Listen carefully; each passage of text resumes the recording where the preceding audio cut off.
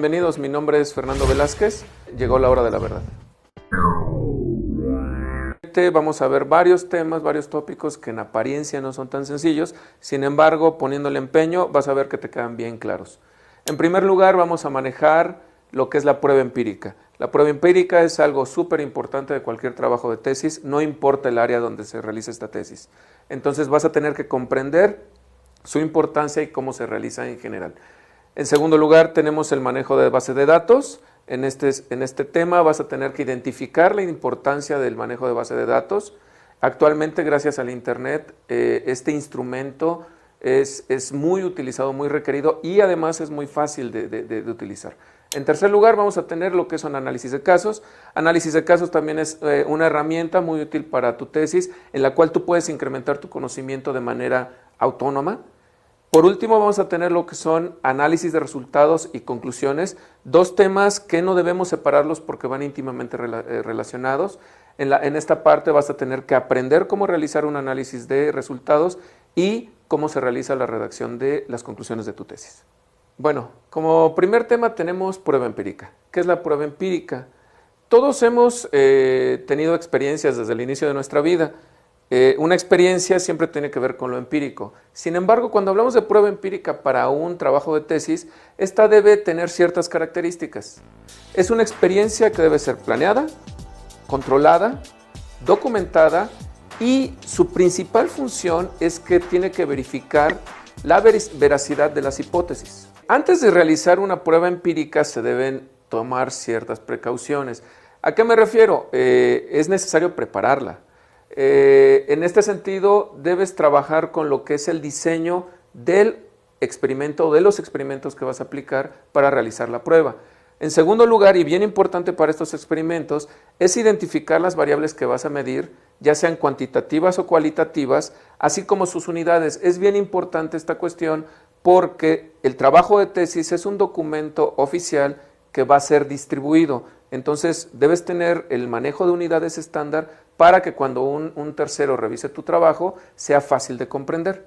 Bueno, siguiente cuestión importante en cuanto a la prueba empírica es que cuentes con los instrumentos y herramientas necesarios para realizarlas. Por ejemplo, si en tu prueba empírica necesitas medir temperatura, no puedes decir que está caliente o que está frío. Tienes que hablar en términos concretos. 60, 65 grados Celsius. ¿Qué necesitas? Un termómetro. Por último y bien importante, debes estar consciente de que tu tesis tiene como objetivo responder ciertas preguntas que están asociadas a las hipótesis y a los objetivos. Entonces, tu prueba empírica tiene que estar diseñada de tal forma que dé respuesta a esas preguntas con base en sus resultados. En este momento, yo considero que ya debes tener claro que el objetivo principal de la prueba empírica es generar información.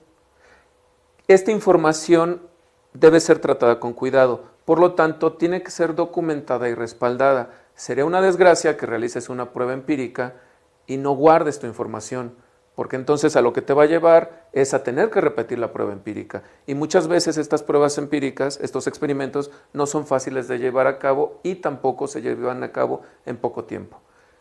En segundo lugar, debes analizar esa información. La información que vas a obtener de una prueba empírica puede tener muchas vertientes cuando es analizada. Es bien importante que entiendas que esa información no es lo último que vas a reportar en tu tesis, sino el principio de lo que vas a reportar. En tercer lugar, tenemos que decir, y esto es súper importante, la información que generas en una prueba empírica tiene que ser verificada o validada. ¿En qué sentido? Cuando tú hablas de verificación, estás hablando de datos, información que vas a comparar contra información que se generó en el pasado por alguien más. En el caso de la validación, estamos hablando de que tus resultados tienen que ser comparados contra modelos existentes. Es decir, cuando hablamos de validación, se tiene que comprobar lo que existe en la realidad. Eso es validación. Y por último, y esto es un poco redundante, pero es importante decirlo, la información generada de la prueba empírica tiene que responder las preguntas planteadas por tu tesis. Bueno, yo sé que las personas, los chicos que están revisando este material pueden venir de diferentes carreras. Entonces imagínate que tú vienes de odontología y planteas una prueba empírica en tu tesis. Quizás lo que quieres revisar es el efecto de alguna sustancia química sobre el esmalte de tus dientes o de los dientes de tus pacientes.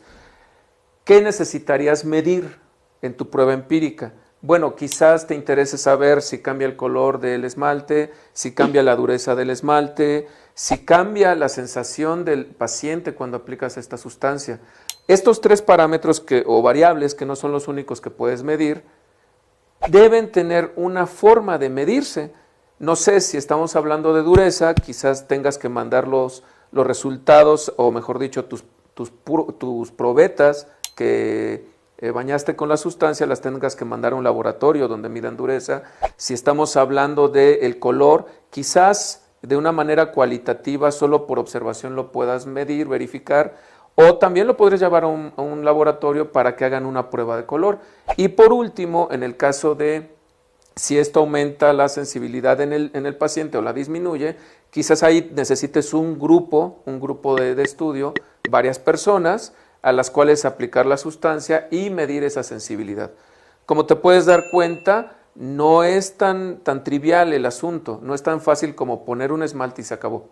A veces las pruebas empíricas, los experimentos, pueden resultar un tanto frustrantes.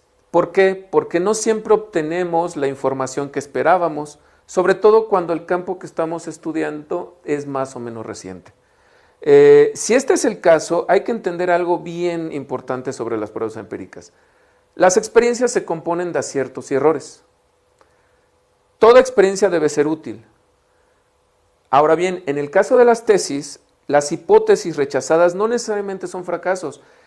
¿En qué sentido? En que cualquier resultado de un trabajo puede generar nuevo conocimiento. Y en ese sentido, un fracaso sería un éxito. Entonces, no te desanimes si tus experimentos no salen como esperabas, más bien documenta bien tu información, analízala adecuadamente y aporta el conocimiento. Digamos que quieres poner en práctica las ideas que acabamos de exponer aquí. Planteemos una prueba empírica. Yo sé que a todos los chicos les encanta ir a la playa y a solearse.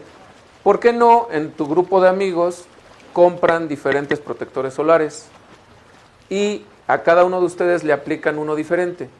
Se someten al mismo tiempo de radiación en el sol, no sé, se tiran en la playa, en la arena, están platicando mientras el sol les está dando y por la tarde ven las diferencias en cada uno de ustedes. ¿Qué tendrían que hacer para que esto sea una verdadera prueba empírica? Bueno, tendrían que definir variables a conocer o a determinar en cada uno de ustedes. Por ejemplo, yo te recomendaría, verifica quién tiene más o menor ardor, revisa el color de la piel de cada uno de ellos, verifica la temperatura o estudia la temperatura que siente cada individuo, así como su sensibilidad. Por ejemplo, podrían ponerse un hielo, no sé, un hielo y ver cuál es la sensibilidad ante el hielo después de esa soleada. Al final van a tener una serie de resultados que les va a indicar cuál es el mejor protector solar. Y bueno, es una actividad, una prueba empírica, la pueden realizar mientras están asoleando, mientras están teniendo un espacio divertido y así podrán aprender algo. Por supuesto, el tema de pruebas empíricas es muy amplio. Yo te invito a que entres a internet a buscar más información.